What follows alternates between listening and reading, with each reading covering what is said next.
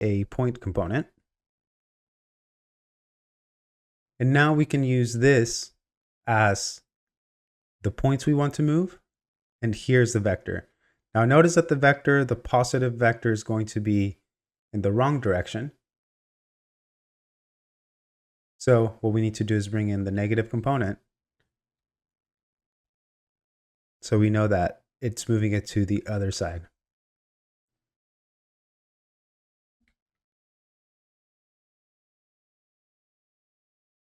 So now we can hide all of the reference frames.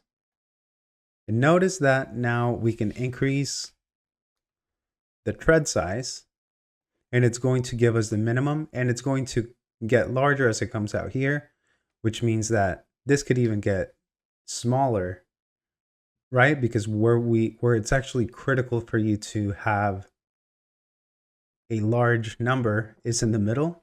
So let's keep it at 12 here.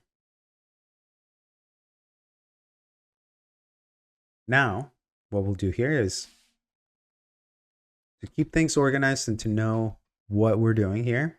I'm going to take these points and put them into another component. That way we have them next to each other. So this is going to be the original point.